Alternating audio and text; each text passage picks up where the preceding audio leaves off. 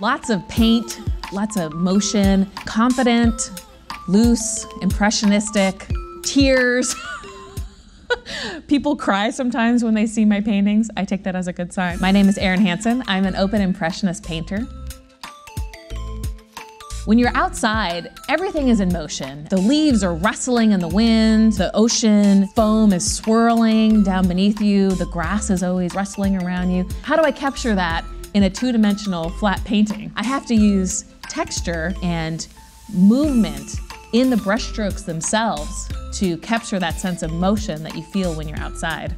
The texture is what makes you want to reach out and touch the painting or eat the painting. It's almost like people have described my paintings as being painted in frosting because the brushstrokes are so lush and the colors are buttery and creamy. It's very edible. I have to ask, has anyone ever tried to eat one of your My daughter has tried to eat my paint, for sure.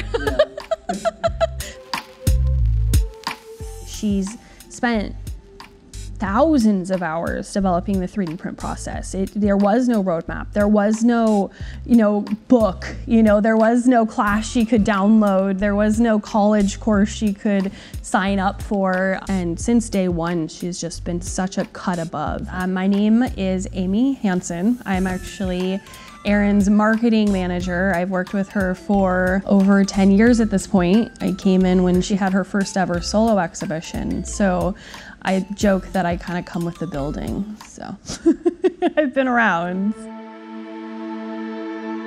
I've been making prints of my work for about 15 years. The challenge has always been, how do I capture the texture of an oil painting in a print? It's very challenging to photograph an oil painting so that the print looks like an oil painting. We have to create shadows so that you can see the texture of the paint. I was searching for a better way of photographing my paintings, and I stumbled upon this very high-tech type of scanner that actually photographs the painting from above instead of putting the painting face down onto a scanner bed, which not only has terrible light, but damages the painting. The scanner creates a texture map of the painting by tightly controlling the light that's being cast onto the painting, and it actually measures the length of the shadows being cast by each of these little ridges in the paint. And based off the length of the shadow, it can extrapolate the height of the paint stroke. With a 2D print, the print is stuck in the lighting that it was photographed in. With a 3D print, the shadows are cast by the light in the room. We've been in this space of fine art reproductions, and it's given us a lot of chance to see what can go right and what can go wrong and figure out exactly how to nail it. It's just this level of fine detail. By having things in-house, she's able to make sure that we nail it on the nose. The final touch to a 3D print is I hand sign my signature in gold enamel and I number the print.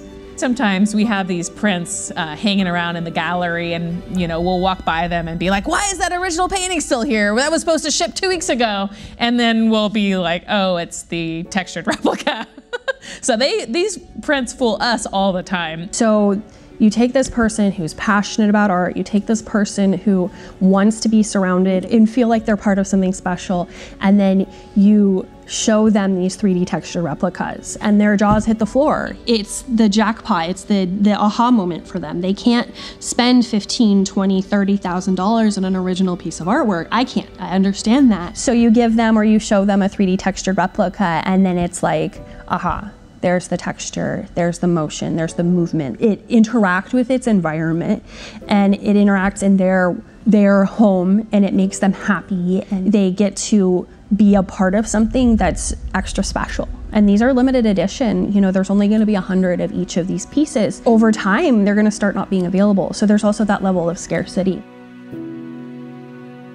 We all have these moments in our life where we felt really connected to nature, maybe a beautiful sunrise or a sunset or standing on the cliff on Highway 1, looking out over the waters and just being immersed in the sounds and the lights and the movement of the landscape.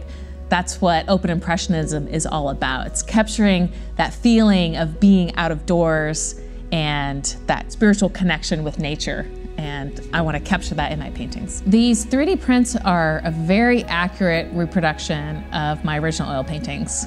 They capture all the texture of the brush strokes. They even capture the canvas texture that I painted on. From a couple feet away, you can't really tell the difference between the print and the original.